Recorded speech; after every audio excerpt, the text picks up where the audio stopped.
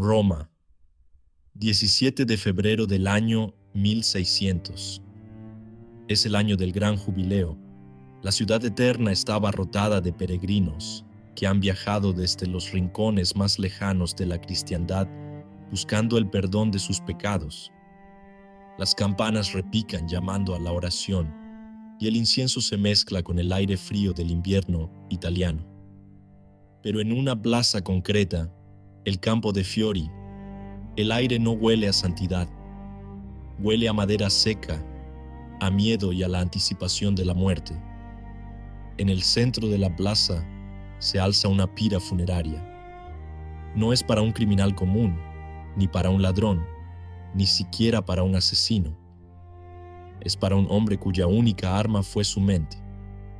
Un hombre pequeño, demacrado tras 8 años de encierro en las mazmorras del Vaticano, pero cuya mirada sigue desafiando al cielo. Giordano Bruno.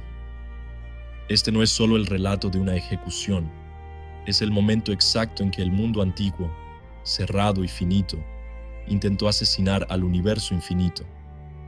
Hoy, en La Voz de la Guerra, narramos la hoguera que intentó apagar una estrella. Imaginad la escena. Es el amanecer. Los alguaciles de la Inquisición romana arrastran a Bruno hacia el poste.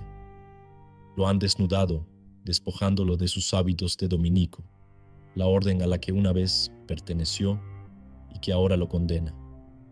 Pero hay un detalle brutal, un detalle que revela el verdadero miedo de la Iglesia.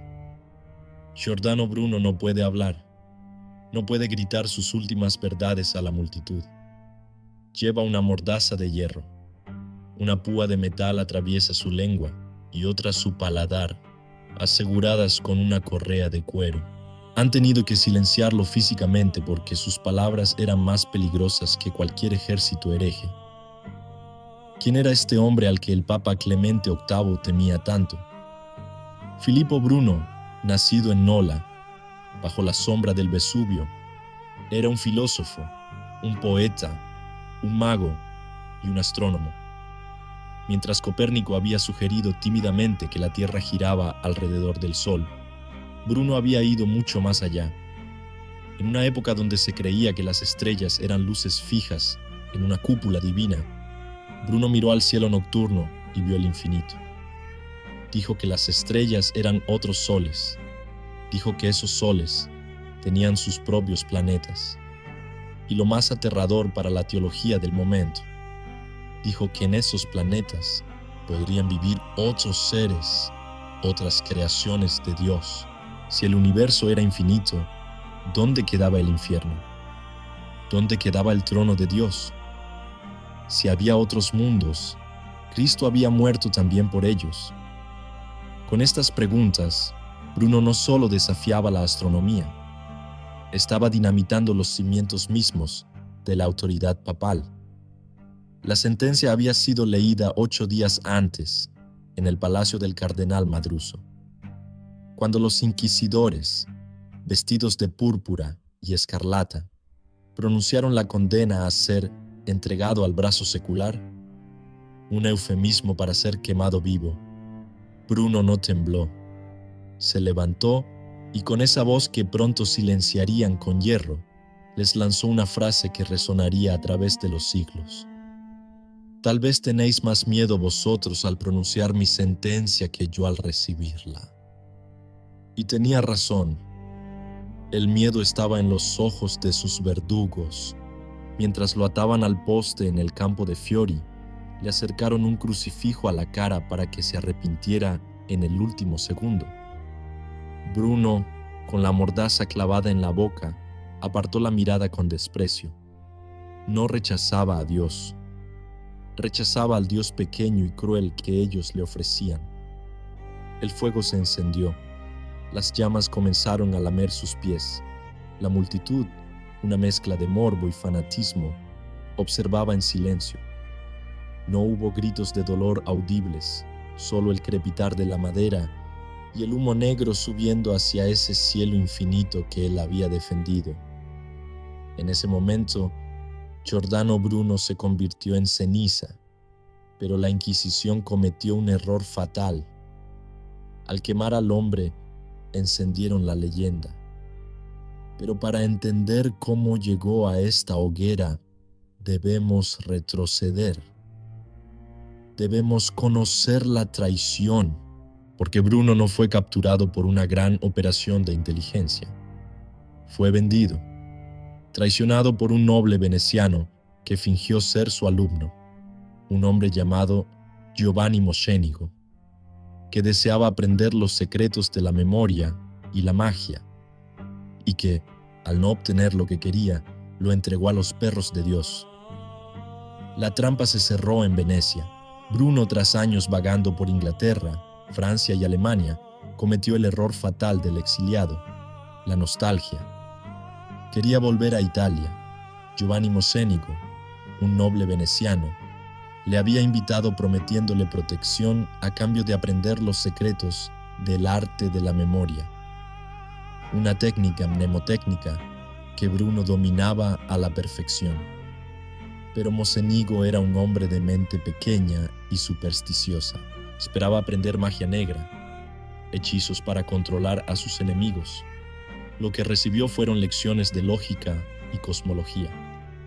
Decepcionado y temiendo por su propia alma, encerró a Bruno en un ático y llamó a la Inquisición veneciana. Shutterstock. Era mayo de 1592. Al principio, Bruno pensó que podría debatir. Creía que la Iglesia Católica escucharía la razón, pero subestimó la política. Roma exigió su extradición. Venecia, aunque orgullosa de su independencia, cedió ante la presión papal. Giordano Bruno fue trasladado a las mazmorras del Santo Oficio en Roma. Allí pasaría los siguientes 7 años.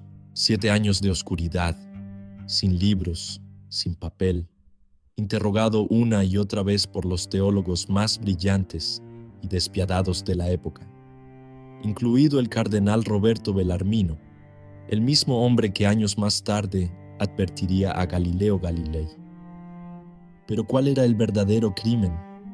¿Por qué no lo quemaron de inmediato? Porque la Iglesia necesitaba que se retractara. Una ejecución sin arrepentimiento era un fracaso para la Inquisición. Ellos querían salvar su alma, destruyendo sus ideas. El conflicto central no era solo que la Tierra se moviera. Copérnico ya había dicho eso, y, aunque era polémico, se toleraba como una herramienta matemática.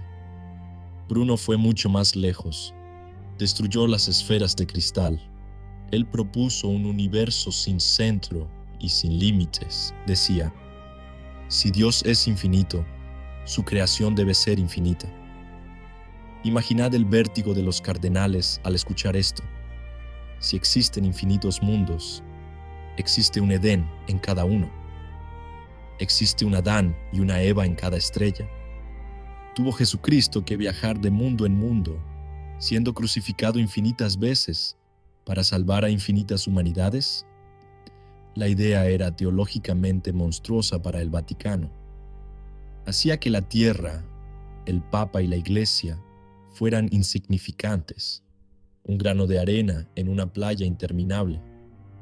Bruno se negó a ceder. En su defensa final, argumentó que sus ideas eran filosóficas, no teológicas. Pero Bellarmino no aceptó la distinción. Le dieron 40 días para abjurar. 40 días para decir que todo lo que había pensado era mentira. Bruno guardó silencio. Eligió la verdad de su mente sobre la salvación de su cuerpo. Y así volvemos al 17 de febrero de 1600, al campo de Fiori. Mientras las llamas consumían su carne, la Iglesia creyó haber ganado. Sus libros fueron prohibidos, incluidos en el índice de libros prohibidos. Su nombre fue borrado de las universidades. Durante un siglo, nadie se atrevió a hablar de él abiertamente. Parecía que el fuego había funcionado, pero la historia tiene una ironía deliciosa. El humo de esa hoguera no cegó a la ciencia, la iluminó. Galileo Kepler y Newton vendrían después, construyendo sobre los cimientos que hombres como Bruno habían soñado. La Iglesia podía quemar a un hombre, pero no podía detener la rotación de la Tierra ni apagar las estrellas. A finales del siglo XIX, cuando Italia se unificó y el poder temporal del Papa se desmoronó, los estudiantes y librepensadores de Roma decidieron vengarse, no con sangre, sino con bronce. En el mismo lugar donde ardió la pira, en el centro del mercado de Campo de Fiori, erigieron una estatua. Hoy, si visitáis Roma, la veréis. Es una figura encapuchada, oscura, con un libro entre las manos, pero lo más inquietante es su rostro.